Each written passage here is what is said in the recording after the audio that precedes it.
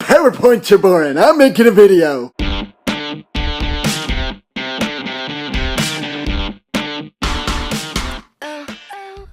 Seth Finley here. I'm here live with Robert Peary. Robert? How do you do, Seth? I am doing just wonderful. Wonderful, thank you for asking. So, Robert, would you want to tell us about your life, just what you do, you know? Certainly, young man. Well, hello, kids. My name is Robert Peary, and I was born on May the 8th. Sorry, make that May the 6th, 1856, and it says here on my cue cards that I died on February 20th, 1920. Would you look at that? Fascinating. Well, you know, it is. It's quite fascinating. You know, thank you very much for calling me in today. You know, I just wanted to tell you about what I did, my contributions to society, and all that good stuff, you know. You know, back whenever I was a young skipper wee lad, I decided to take some men on an expedition, you know, and I told these men, I said, I want to be the first person to get to the North Pole. And you know what they said? They laughed and they called me crazy. But I didn't listen to their laughs. I didn't listen to their put-downs. I said, I'm going to be the first man to get to the North Pole. And you know, I did it. Let me tell you how I did it. So there I was, Ellesmere Island, Canada, March 1st, 1909, if I do remember correctly. I had 23 men, 133 dogs. I love dogs. 19 sleds. I told my men, we're setting off for the North Pole. You know what they did? They looked at me and they laughed. They said, you're crazy. You can't do that. It's against the laws of society. You can't just journey into the North Pole like that, you know. But I looked at them and I said, no! I said, no! We're going into the North Pole. All right. So I took the men. You know, we were in Canada, so we got those cold Eskimo people. We took along some Eskimos, too. All right. Now, here's what we wanted to do. We wanted to be the first men to set foot on the North Pole. So I'll tell you what, that's just what we did. No boats, none of that fancy gizmo technology like you kids have these days.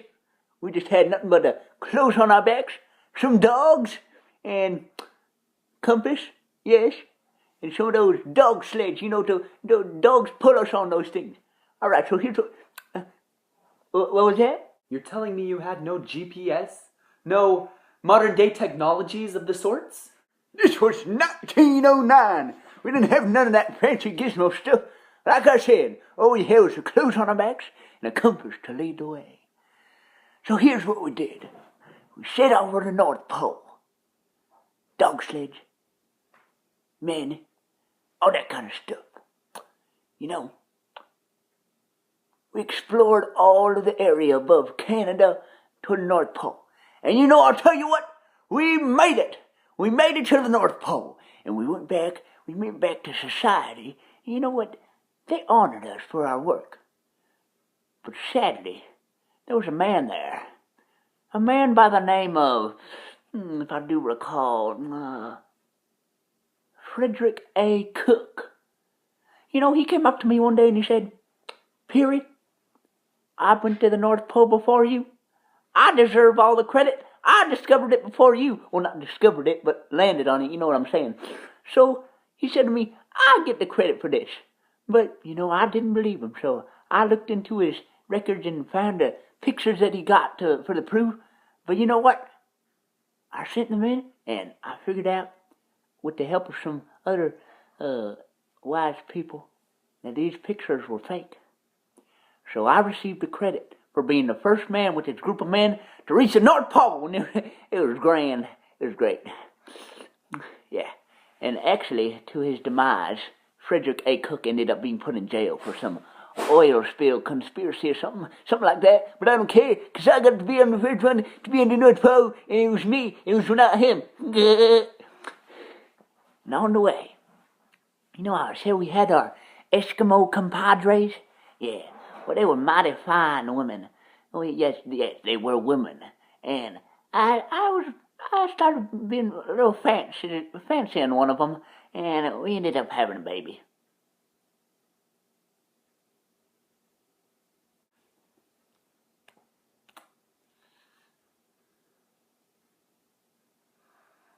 So tell us, Robert Peary, what was the importance of your travels, of your visits? Are you deaf?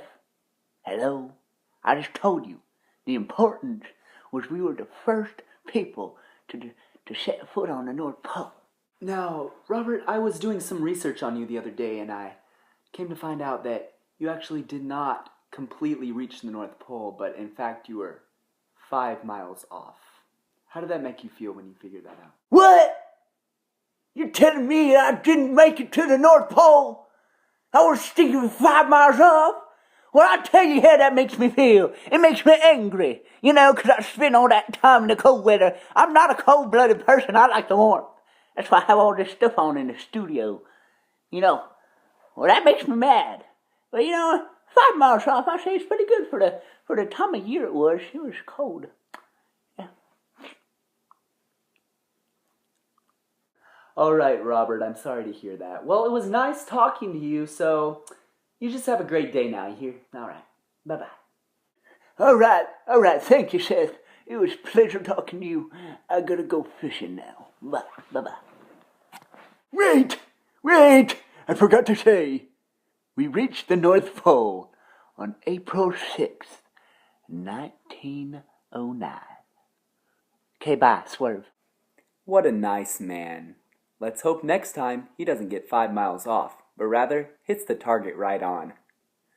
In other news, ocean exploration is awesome.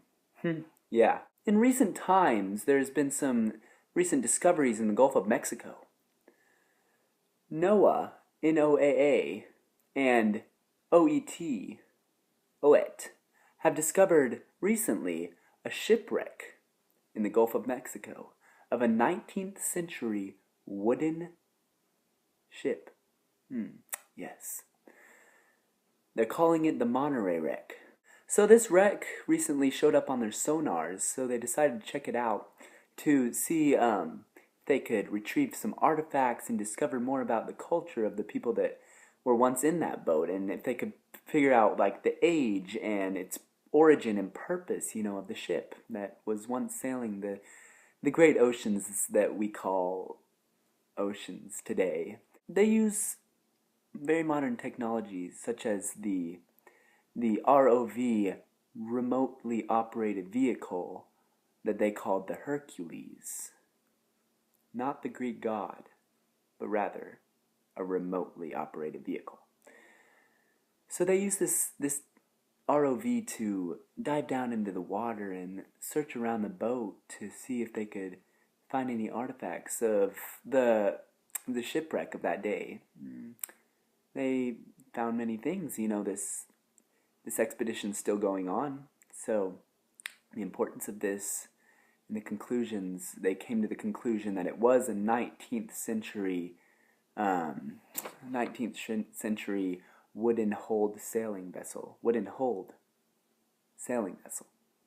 Quite fascinating. So, to sum it all up, we heard from the wonderful Robert Peary, who was one of the first men to set foot on the North Pole. He, very influential man for current day explorers, you know, didn't have much technology, but just pushed through it and did it anyway. Yeah, it was great.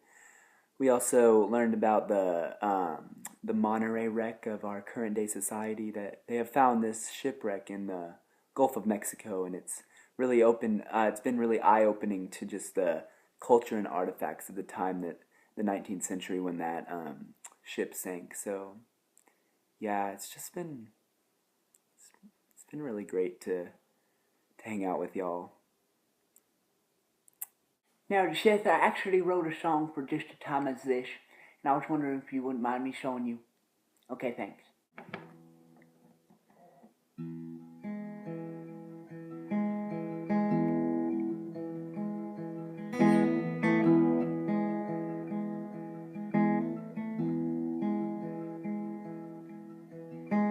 My name is Robert Peary. I know my looks may be dreamy, and I am not very cheesy. I discovered the North Pole by myself. Aren't you proud of me? I did it by myself, and also with 23 men, 103 dogs, and 19 sleds. My name is Robert Peary. I know my lips are dreamy. I want to be the best explorer there ever was.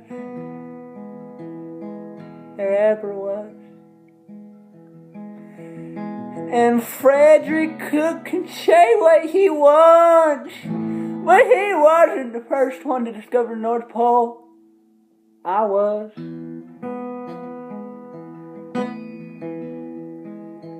I was.